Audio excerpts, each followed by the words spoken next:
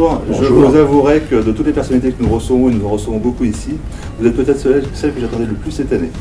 Alors, pour nos étudiants qui ne vous connaissent pas, et moi je suis un quinquagénaire, vous avez été leader de l'industrie du jeu vidéo, donc avec Infogrames et Atari. Vous incarnez l'entrepreneur dans sa projection des 30 prochaines années et la French Tech en général. Vous avez fait de Lyon la capitale mondiale du jeu vidéo il y a quelques années de ça. Vous avez, avec Robopolis, donné encore une autre orientation sur une autre industrie, l'industrie de la robotique.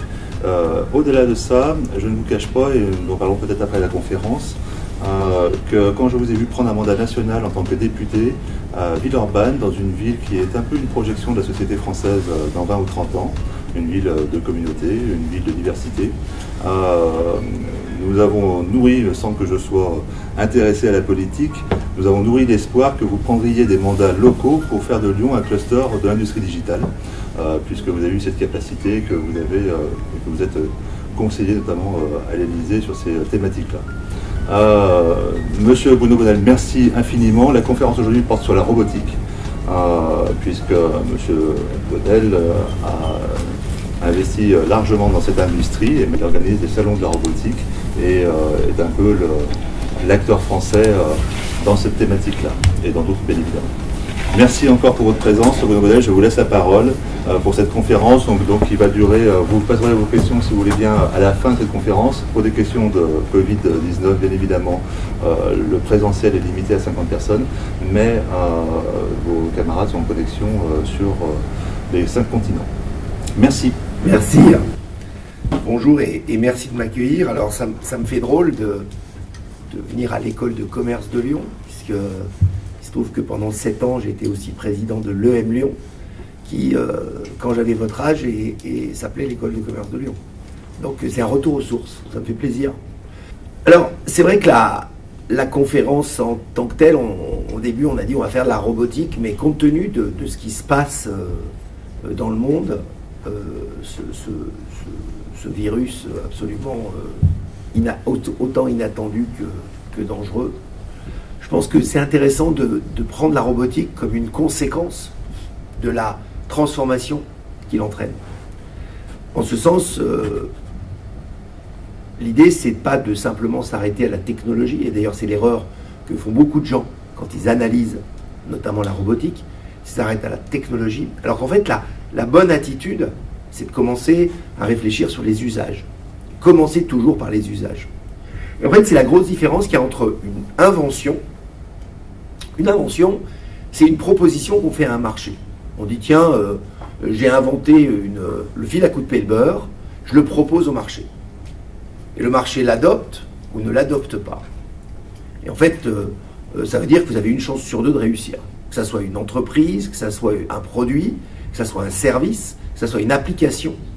Quand vous faites une invention, vous proposez au marché et au marché de choisir.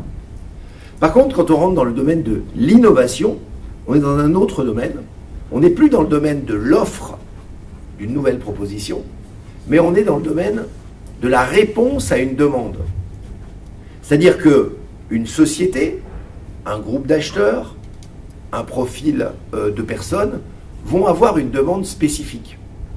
Et à partir de là, on va, par la solution technologique ou pas qu'on propose, on va répondre. Donc, vous voyez, dans un cas, l'invention, c'est une offre. L'innovation, c'est une réponse à une demande. Et c'est une différence assez fondamentale qu'il faut comprendre dans toutes les évolutions technologiques qui existaient. Et je vais vous prendre un exemple qui est très célèbre, c'est l'exemple de l'automobile. En 1880, on va dire 15, 16, 17, en tout cas à la fin du siècle, à la fin du 19e siècle, il y a une énorme conférence internationale à New York. Et à l'époque, faire une conférence internationale à New York, vous imaginez la logistique que ça nécessitait. Il y a une énorme conférence qui est sur un sujet très important, le crottin de cheval. Pourquoi c'est un sujet important? Parce que les villes se développant et l'ensemble du transport et de la mobilité étant réalisé par des animaux, essentiellement des chevaux, c'est ce qu'on appelle l'hypomobilité, à ce moment-là, la concentration du nombre de chevaux qui n'ont pas, eux, de gaz d'échappement, mais malheureusement se nourrissent de foin, d'avoine, de ce que vous voulez, avec un résultat qui est évident dans les rues de la ville, pourrait faire sourire de temps en temps, mais il faut imaginer que c'était une véritable plaie pour ces grandes villes. Une plaie. Et cette plaie était grave parce qu'elle était un problème de santé publique. Puisque plus il y avait d'excréments dans les rues, plus il y avait de rats, plus il y avait de mouches, plus il y avait de choléra notamment. Et le choléra tuerait à l'époque, par exemple dans une ville comme New York, 20 000 personnes par an. 20 000 personnes par an. C'est pour ça que je veux vous mettre ça en regard de ce qui nous arrive aujourd'hui. C'est-à-dire qu'il y avait un problème de santé publique grave dans les grandes villes à cause, effectivement, d'un résultat de la modernité qui était que le développement économique faisait qu'il y avait de plus en plus de transports de biens et de personnes avec des chevaux. Alors qu'est-ce qui se passe à ce moment-là? La conférence a lieu. Il y a plus de 1000 personnes à cette conférence. Elle est documentée, vous pouvez la trouver sur Internet. Et elle conclut, elle s'arrête au bout d'un jour et demi. Elle était prévue pour 3 jours, elle s'arrête au bout d'un jour et demi. Et la conclusion, c'est de dire, il n'y a pas de solution. Dans les rues des grandes villes du monde, il y aura 3 mètres de crottin en moyenne à l'horizon des années 30. C'est-à-dire que les gens se mettent dans une logique de dire, on ne peut rien y faire, on fait des calculs mécaniques, on fait des projections algorithmiques de l'époque, population, nombre de chevaux, trafic économique, etc. Bon, on en arrive à la conclusion, il y aura des mètres et des mètres d'excréments dans les rues de New York.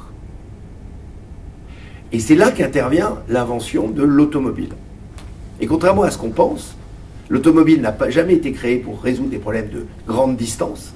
À l'époque, les réservoirs étaient tout petits. Quand vous voyez les premières voitures, vous voyez que les réservoirs sont tout petits.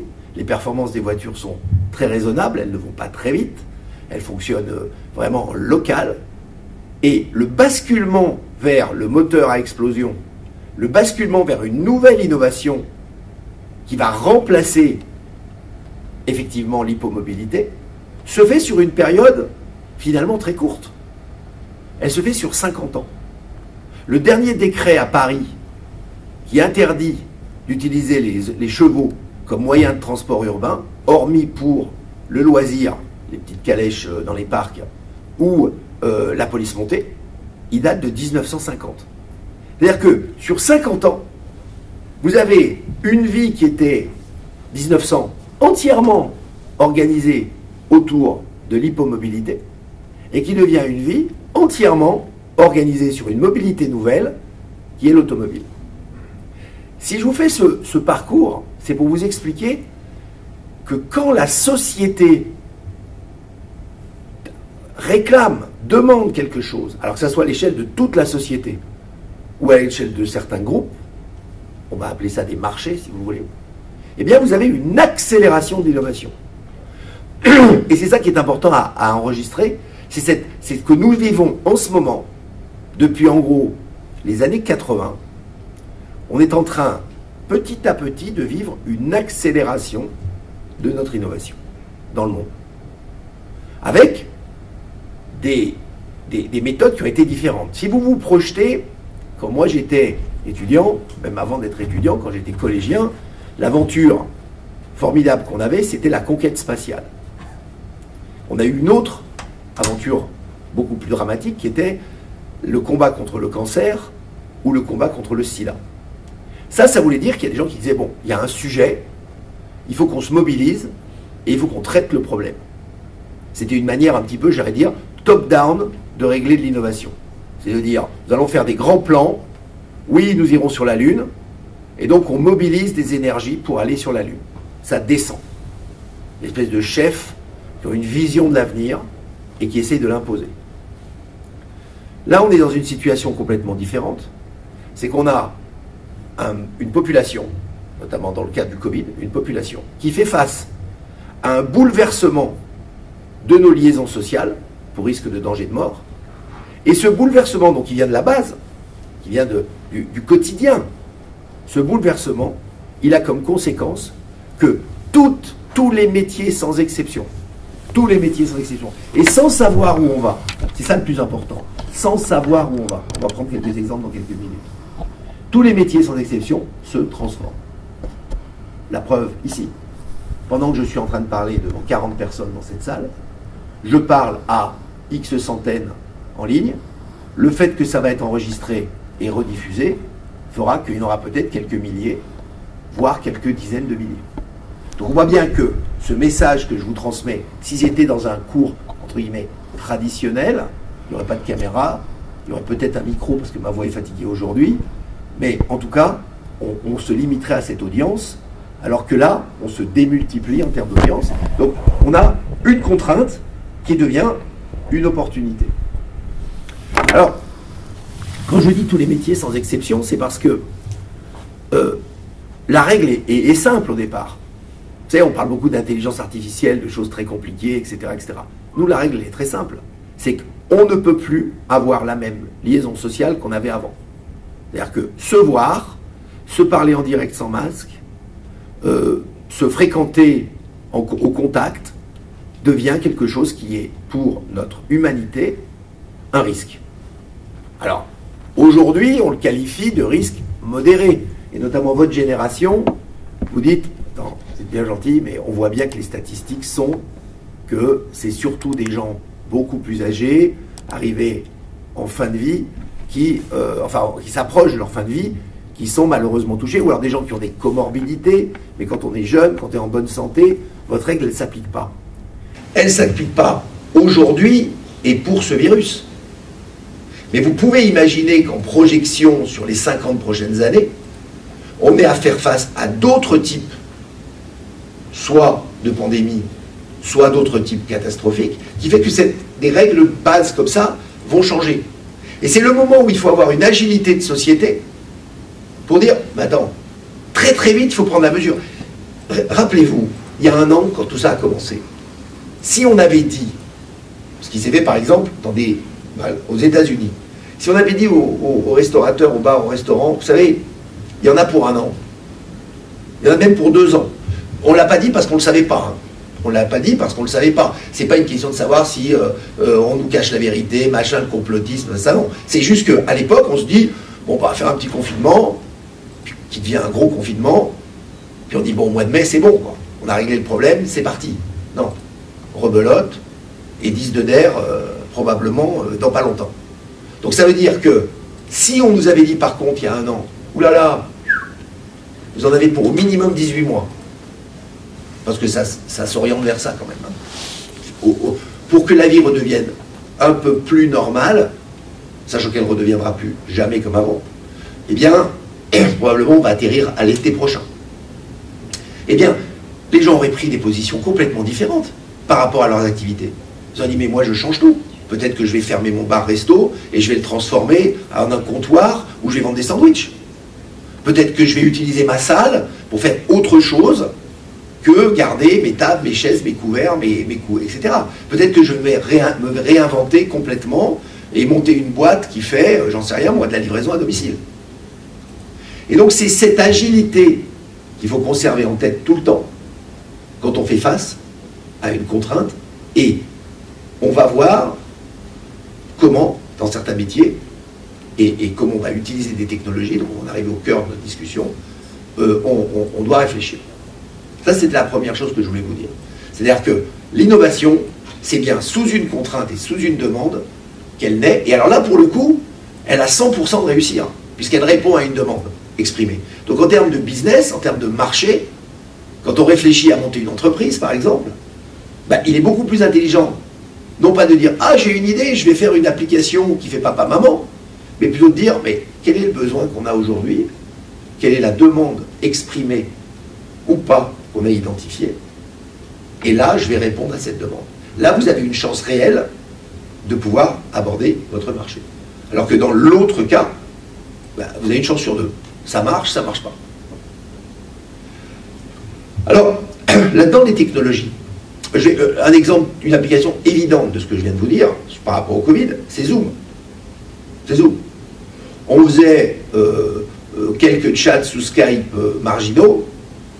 On n'avait pas du tout le réflexe de dire ce que je fais moi maintenant tous les jours. Tous les jours. Bon, écoutez, on se prend rendez-vous. C'est possible vendredi, 8h? Ah, mais non, mais en Zoom. Ah oui, bien sûr, en Zoom. C'est-à-dire que les gens basculaient dans soit on fait un rendez-vous physique, soit on fait un rendez-vous virtuel. Totalement innovant. Zoom propose une solution pratique, simple, efficace, qui marche. Parfait. Ça va être très très difficile de déloger Zoom aujourd'hui. Puis on dit, ah mais moi je fais un Zoom qui est mieux. Attends, la demande aujourd'hui, ça va bien. Entre Teams, Zoom, Skype, FaceTime, excusez-moi, mais on est à peu près au bout. Alors j'ai dû en oublier 2-3. Mais on est bien. Par contre, il va falloir commencer à réfléchir. Si ça va plus loin, comment l'expérience de la réunion virtuelle, quelle est la demande de la réunion virtuelle qui n'est pas remplie aujourd'hui? Et comment je vais pouvoir y répondre? Même exemple sur le télétravail. Les gens se sont mis à s'organiser en télétravail. Mais aujourd'hui, ils ont bricolé pour la plupart d'entre eux. Ça se fait pour les mieux lotis, ils ont un bureau chez eux, c'est-à-dire qu'ils ont un espace dédié avec, ils ont un peu de calme, etc. Pour les moins bien lotis, c'est sur la table de la salle à manger, c'est sur un coin de bureau qui est occupé par quelqu'un d'autre pendant que, par exemple, son fils fait ses devoirs ou sa femme travaille aussi. C'est pas très confortable. Et là, il y a certainement une réflexion à avoir sur comment ce télétravail va pouvoir s'organiser. Une piste. J'ai un bar fermé. J'ai un bar fermé. J'ai un restaurant fermé. Je me dis finalement, j'ai l'Internet dans le restaurant. Je le divise en 6 compartiments isolés. Je suis dans un quartier. Et je propose à des gars, pour 10 balles de l'heure, sans service de restauration, hein, mais de leur dire, je peux vous isoler dans une salle intelligente, vous pouvez travailler, et c'est à côté de chez vous, vous descendez, vous montez, vous n'avez pas besoin de faire les transports en commun, vous voyez, donc ça pourrait être une piste de réflexion, de dire, au moins j'offre une solution, un service, parce qu'il y a une vraie demande pour des gens qui ne peuvent pas travailler en télétravail chez eux. Sur le télétravail, il y a aussi une problématique importante, qui est de dire, comment on va ne pas faire de fracture numérique, parce que les gens qui sont en 4G, tant mieux, les gens qui ont des problèmes de réseau, c'est plus compliqué, donc on a moins d'accès aux fichiers, aux dossiers, donc on crée une espèce de rupture. Là aussi, il y a certainement de l'innovation à trouver. Je laisse quand même quelques personnes imaginer tout ça. Et on en arrive à la robotique. Parce que le gros problème du confinement, ça a été quand même la production. La production, on a été dans un schéma complexe, qui est que si vous n'avez pas les gens qui vont dans les usines et qui font les choses, aujourd'hui, il n'y a rien qui sort. Que ça soit de la fabrication, que ça soit de l'assemblage, que ça soit de l'expédition, on a un problème très clairement de main-d'œuvre au sens physique du terme. La main qui fait l'œuvre, la main-d'œuvre. Et là, l'idée intéressante, qui notamment s'est beaucoup développée dans les pays asiatiques, et qui a fait beaucoup de débats en Europe, c'était la robotique. En disant, en mettant des robots en place dans les usines, on a besoin de beaucoup moins de personnes qui font un travail de la main, on a besoin de quelques personnes qui les pilotent, et finalement, ça tourne un petit peu tout seul.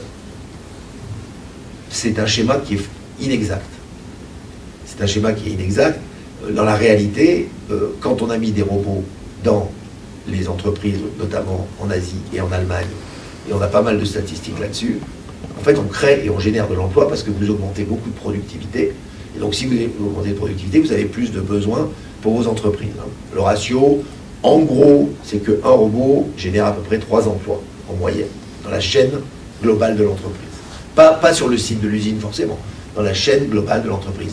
Que ça soit en approvisionnement, par exemple, tout ce qui est les fonctions d'acheteur, que ça soit en maintenance, toutes les fonctions de maintenance des mécaniques, que ça soit également sur la partie commerciale et marketing, puisque ce qui dit augmentation de productivité, dit forcément que derrière, il va falloir avoir un volume à traiter qui sera plus important.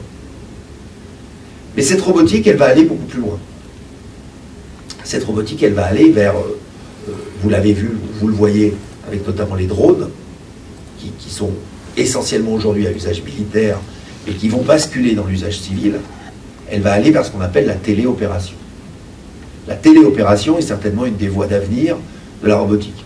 On parlait tout à l'heure de jeux vidéo. Je pense que les armées de jeunes qui se sont formés d'une façon experte à la manipulation par des jeux vidéo de simulation, vont basculer vers des métiers nouveaux de téléopération, dans lesquels, à l'instar des pilotes de drones, on pourrait piloter, comme c'est le cas déjà aujourd'hui, notamment par exemple en Océanie, hein, dans un certain nombre de pays où on exploite des mines, où on a des engins, des gros engins, qui sont pilotés à distance par des types qui sont en fait dans des bureaux. Et en fait, on ne va plus au fond de la mine. Alors, malheureusement, on y va encore beaucoup trop dans d'autres pays, mais on ne va plus au fond de la mine, on envoie des robots qui sont pilotés. Et ça ouvre un champ absolument incroyable de nouvelles opportunités. Parce que ça veut dire que, par exemple, on va pouvoir trouver une manière d'aller chercher de la matière première, par exemple, au fond des océans, en haut des montagnes, dans des endroits reculés, au milieu des déserts. Il y a des endroits où ne vit pas l'homme, où l'homme ne peut pas travailler, et pour plein de raisons, température, pression, conditions climatiques extrêmes, etc. Et surtout, c'est là qu'il va falloir être intelligent, au niveau politique. Ça va permettre d'arrêter d'exploiter des zones où l'homme habite, où l'homme vit. Ça, c'est important. Parce que la surexploitation, on le sait, la surexploitation des zones habitées par les hommes, c'est qu'on a ces dérèglements terribles de l'environnement, mais en même temps, on a une population mondiale qui grandit, on a un niveau de vie moyen auquel les gens aspirent. Je crois qu'une grande erreur que font les pays dits développés, hein, il faut oublier ce mot, on va dire les pays qui n'ont pas les mêmes cycles, qui ne sont pas dans les mêmes cycles de développement, bien, c'est de dire, ouais mais bon, quand même, il faut qu'on arrête le plastique, il faut qu'on arrête ceci, il faut qu'on arrête cela, il faut qu'on arrête le diesel, il faut même machin. Mais quand vous vivez dans un pays qui est en plein développement, c'est pour ça que j'aime mieux le mot américain, developing countries, hein, ça veut dire les pays qui se développent, que ce soit des pays africains, que ce soit des pays asiatiques. Peu d'Européens aujourd'hui, parce qu'en Europe on a moins le problème, mais pays d'Amérique du Sud également. Les gens ils vous disent, mais monsieur, pourquoi je ne rattraperai pas votre monde? Pourquoi moi, parce que j'habite au milieu de l'Afrique, au milieu de l'Asie, pourquoi moi je n'aurais pas le droit de vivre comme vous vivez? Et donc, forcément, ça veut dire de l'énergie, ça veut dire que j'ai des réseaux électriques qui s'installent, ça veut dire que j'ai des téléphonies portables qui s'installent, ça veut dire que j'ai un développement des biens de consommation, et donc forcément, le volume de ces pays étant considérablement supérieur au volume de notre pays, par exemple, en termes d'activité, on a l'impression de vider un peu l'océan avec une petite cuillère. Et donc, l'approche, elle n'est pas d'essayer d'imposer de force un ancien modèle, elle est de les encourager à aller vers un nouveau modèle, et notamment un nouveau modèle qui intégrerait les technologies robotiques. C'est-à-dire que la robotique, c'est écologique, par exemple. Ça permet d'optimiser la gestion des ressources. Ça permet, c'est également social, ça permet d'éviter que des personnes travaillent dans des conditions absolument inhumaines pour aller extraire un minerai, pour aller au milieu d'un désert sous des chaleurs terribles, travailler grâce à des outils qui, je vous le disais tout à l'heure, seront probablement dans un premier temps téléopérés, parce que c'est le meilleur des deux mondes, d'avoir la puissance d'une machine d'un côté, l'efficacité d'une machine et l'intelligence de décision d'un être humain, c'est le meilleur des deux mondes. C'est le mariage idéal. Est-ce que ces machines, après-demain, auront une autonomie de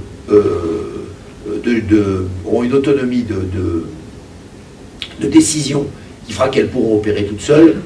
Peut-être. Peut-être. Et pour certaines tâches simples, certainement. Mais le chaînon manquant en robotique aujourd'hui, c'est le chaînon de la téléopération.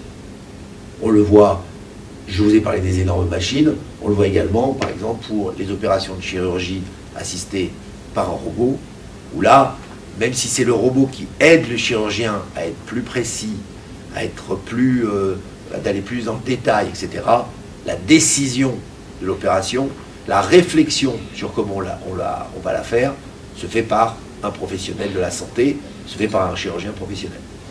Ça, c'est intéressant de voir qu'on a un petit peu oublié ce message. Alors, on a beaucoup parlé de télétravail sur le service, sur la réunion, sur l'échange, sur le dossier, sur le conseil. On va basculer vers la téléopération sur la production. Encore une fois, réponse à une demande qui est que si on ne peut plus faire venir les gens sur les lieux de production, il faut qu'on trouve une solution. Et alors, ils peuvent travailler très bien, tout comme vous avez l'expérience de travailler vos cours ou vos échanges avec un ordinateur, peuvent très bien travailler de la même manière.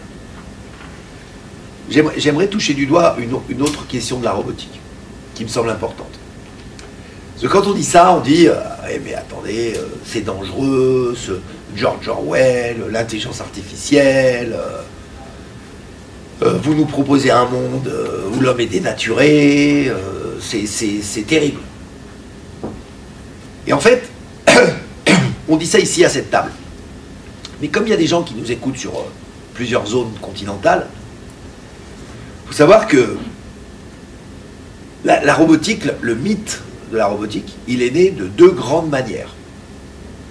Alors, je ne remonterai pas jusqu'à l'animisme et le golem et compagnie, ça on est plutôt dans le domaine de la spiritualité, de l'idée qu'on pouvait fabriquer un être qui faisait quelque chose à partir de la terre, de la glaise, etc. Mais il n'empêche que ça a enraciné dans certaines cultures la notion d'animisme. Et la notion d'animisme, c'est qu'effectivement un objet peut avoir une forme, on va dire, de conscience. C'est revenu. Formidable. Le micro n'est plus fatigué de m'entendre. Ça roule, merci. Donc, et dans d'autres cultures, la nôtre, celle qui est en France, c'est l'inverse. C'est de dire, non, ça c'est à part les poètes qui parlent des objets inanimés avec donc une âme, nous on considère que la seule entité sur Terre qui a une âme, c'est l'être humain, et puis ça s'arrête là. Et encore, coup de bol, l'homme et la femme maintenant. Jusqu'à une date récente, il y avait que l'homme. La femme, c'était pas sûr. On réfléchissait. C'est une plaisanterie, bien sûr. Du coup, quand on parle d'un robot, dans les romans de science-fiction, dans les contes fantastiques, eh bien en fait, ils viennent de deux origines. Le robot japonais, il est né vraiment avec un petit personnage qui s'appelle Astro Boy. Astro Boy, il est né en 1945. Il est né à la fin de la Deuxième Guerre mondiale. Petit résumé, sans vous dévoiler la fin, comme ça vous poussera à aller la lire. En fait, c'est un homme qui, d'une façon excessivement généreuse, ça m'en fout un peu, invente des robots, puisque la racine robot vient de robota, qui robota dans les langues slaves, notamment en tchèque, également en russe, veut dire travail. Et en fait, rappelez-vous, on est dans un contexte politique, 1917, révolution russe, Lénine, donc on est dans un contexte politique où on a un problème de conflits sociaux, syndicaux. Et donc, le type, le savant fou et Capek écrit, n'a qu'à juste prendre des machines, les fameux robots, qui vont nous remplacer les ouvriers, comme ça on n'a plus d'ennui avec les ouvriers. Puisque ça sera des machines, on n'a plus à gérer, et l'homme va vivre un Éden formidable, puisqu'il n'aura plus à travailler, puisque c'est les robots qui vont le faire, et comme il n'a plus à travailler, il va juste développer sa partie avant du cerveau, son imagination, ses échanges, son amour, sa poésie. Et ça, c'est la première partie du livre.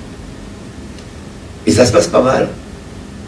Jusqu'à un moment donné où les robots, à force de travailler, vous allez me dire, c'est encore une femme. Dans le livre, c'est une femme. Une femme dit, mais vous vous rendez compte, ces robots, ils se coupent la main en travaillant, ils ne se ressentent rien. Il dit, mais non, puisqu'on a fait des machines, donc les machines, elles n'ont pas de sentiments, elles n'ont pas d'âme, finalement. Et là, elle dit, non, mais cher ami, alors bien sûr, il y a une histoire où l'homme est séduit par cette jeune femme qui lui dit, mais mettez-leur un peu un truc, par exemple la peur, mettez-leur la peur. Le savant fou de travail, il leur met la peur. Et de fil en aiguille, les robots se mettent à acquérir si ce n'est des sentiments, un certain nombre d'émotions, et se disent, mais finalement, on est vachement plus efficace que l'être humain. Donc, on va remplacer l'être humain. Et si je vous dis pas la fin, vous verrez, mais si je vous raconte cette histoire, c'est vous montrer que dans l'imaginaire collectif, le mot robot en Europe devient une menace pour l'humanité, alors qu'au Japon, il est quelque chose qui va permettre de sortir du désarroi, de la guerre, la catastrophe nucléaire. Il va pouvoir justement emmener les gens vers le positif. Et c'est ça, ça a créé un conflit terrible, terrible, qu'on voit aujourd'hui en conséquence, où ça ne pose aucun problème dans des écoles au Japon, dans des écoles en Corée, dans des écoles en Chine, de parler, développer, réfléchir avec des machines et avec des robots. Alors qu'il y a une résistance historique à introduire des nouvelles technologies, et notamment des robots, dans les sites de production, notamment en France, mais dans pas mal de sites de production en Europe. Surtout le sud de l'Europe. Si, je vous raconte cette histoire pour vous expliquer que dans le robot, il y a toujours cette ambivalence qui se traduit, alors politiquement, qui se traduit par est-ce qu'on met des robots contre l'emploi, par exemple? C'est une question politique. Si je mets des robots, est-ce que ça tue ou pas l'emploi? Je vous ai répondu à ça tout à l'heure. Mais émotionnellement, on ne peut pas accepter d'être à la merci de machines. Mais on l'est déjà. On l'est déjà. La plupart des produits que vous utilisez, les téléphones, les ordinateurs et d'autres, les voitures, sont construits, bâtis, soit chez nous, soit ailleurs, la plupart du temps ailleurs, par des machines. Mais il y a une espèce d'aversion. C'est pour ça que on bascule dans un monde où on ne parle plus de robots, mais on parle de cobots. Pourquoi cobo?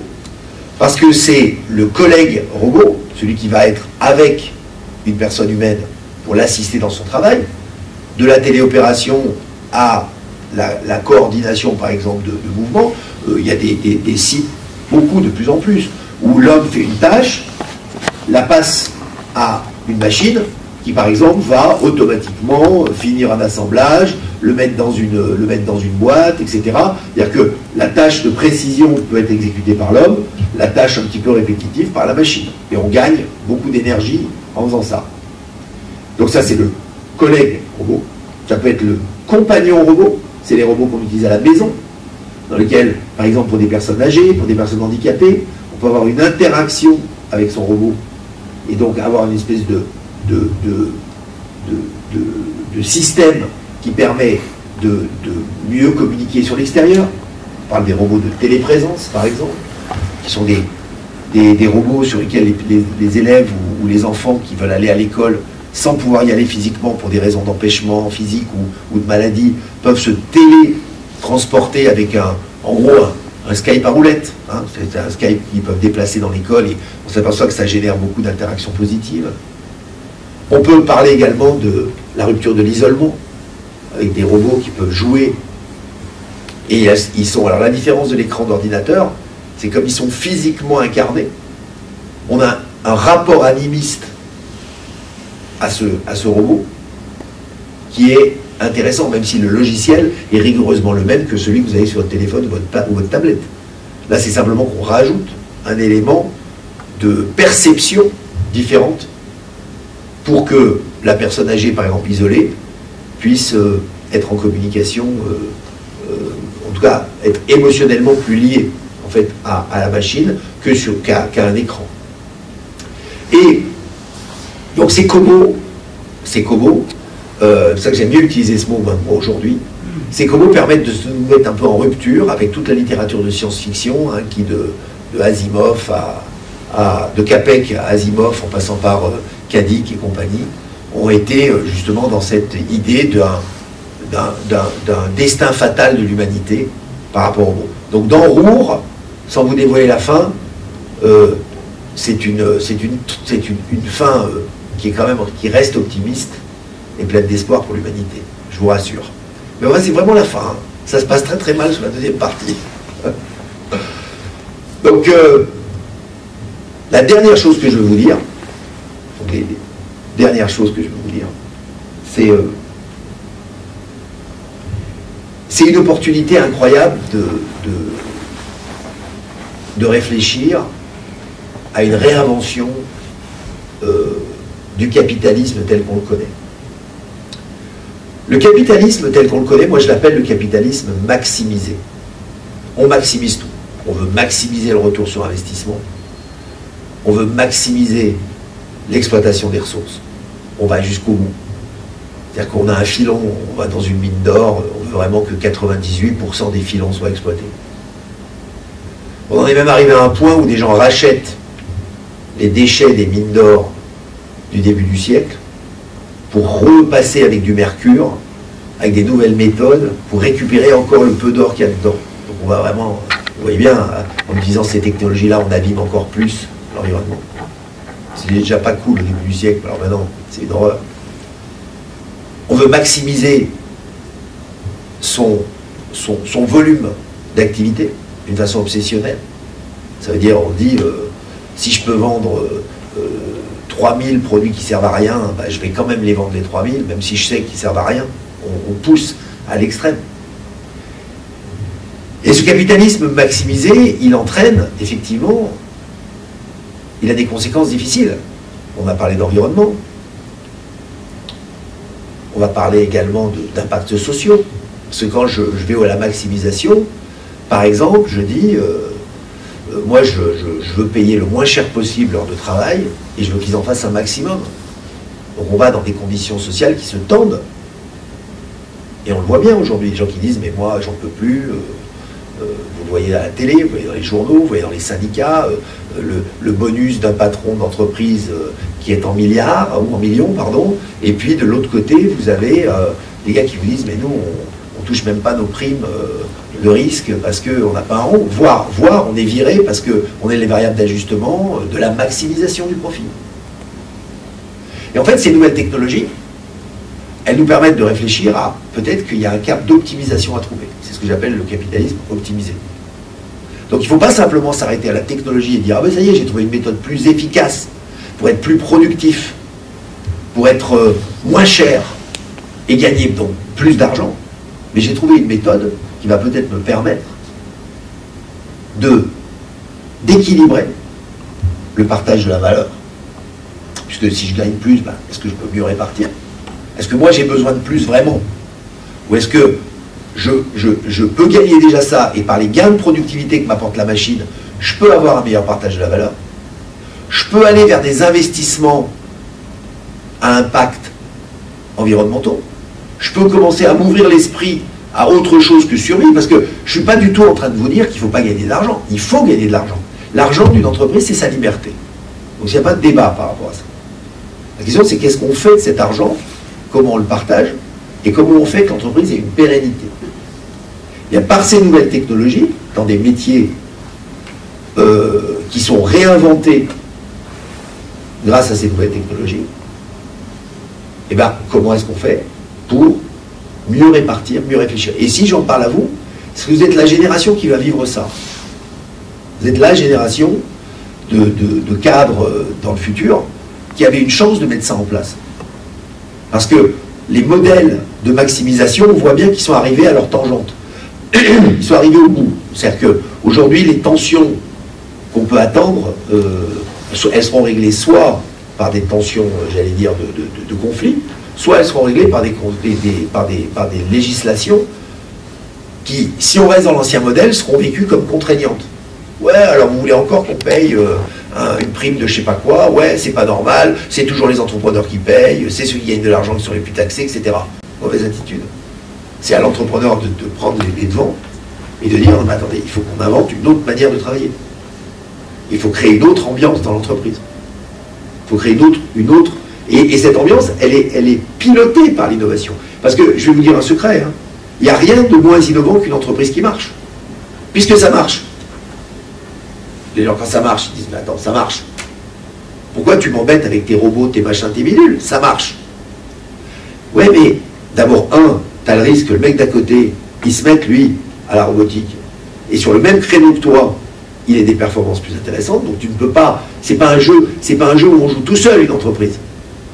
C'est pas un exercice artistique où on s'exprime tout seul. C'est un jeu où il y a de la concurrence. Donc ça, tu prends déjà ce risque-là. Puis deuxièmement, tu prends surtout le risque de plafonner.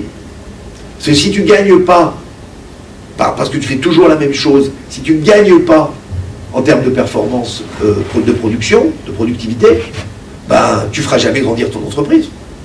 Ah oui, mais ça ne m'intéresse pas. Très bien. Mais sache quand même que la croissance, c'est quelque chose qui est, pour l'entreprise, naturel. Naturel.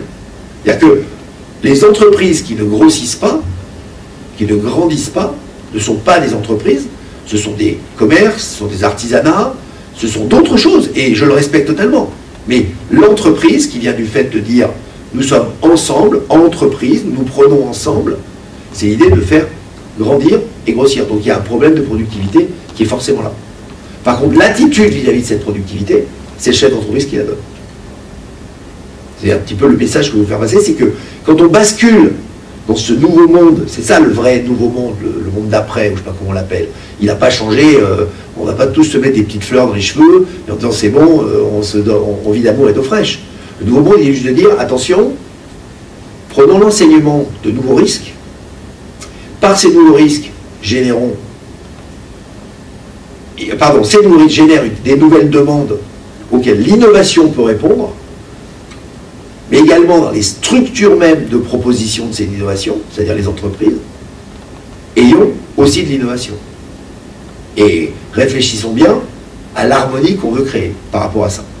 Parce que si c'est pour garder les anciennes méthodes avec les nouvelles technos, je pense qu'on ira vers des tensions qui seront insupportables sur le plan social et environnemental. Voilà, c'est un petit peu le cercle que je fais. Alors après, j'ai plein d'exemples, mais je vais vous laisser peut-être poser quelques questions, puis s'il faut, je reviens. Voilà. Avez-vous des questions? C'est à l'heure actuelle, quand vous parlez justement de cette peur européenne des robots, je pense que dans la conscience plutôt collective, c'est vraiment le fait qu'on sait ce que l'homme peut faire à l'homme quand il est d'un niveau au-dessus, on sait qu'il peut l'écraser, donc c'est un peu cette peur-là.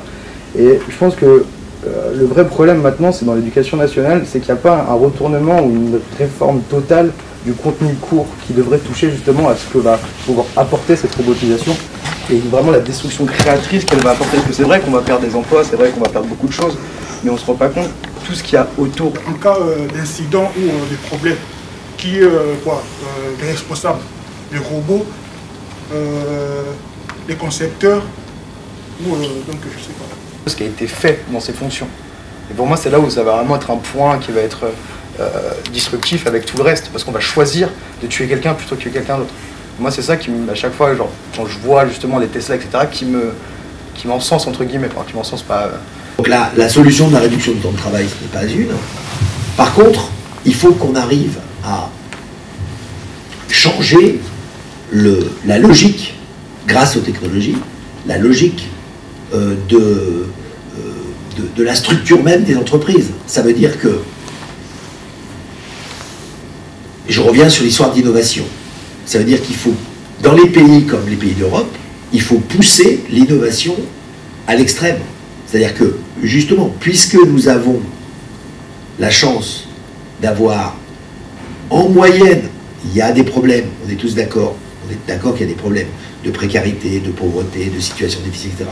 Mais on est quand même, en volume, dans une proportion de la population qui a un niveau de vie qui est considérablement supérieur à d'autres territoires. Donc il faut profiter de ça pour pousser ces gens-là à aller vers beaucoup plus d'innovation, évidemment protéger, mais ça c'est un problème presque politique, protéger et amener les autres au même niveau, mais c'est bien par l'innovation qu'on va réussir à gagner de plus en plus de nouveaux métiers et donc de l'ouvrir à d'autres. Ça c'est la première partie. La deuxième, c'est que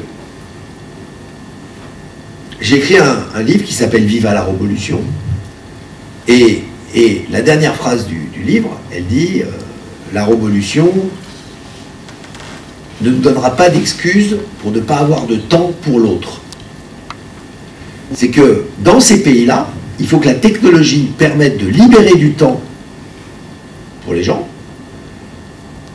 et surtout qu'on revienne à des métiers que j'appelle les métiers du lien, c'est-à-dire que on ne cherche pas simplement à faire des métiers qui soient dans la productivité, mais qu'on valorise effectivement les métiers du lien, social notamment, et que quelqu'un qui travaille dans la catégorie sociale de, j'en sais pas moi, par exemple,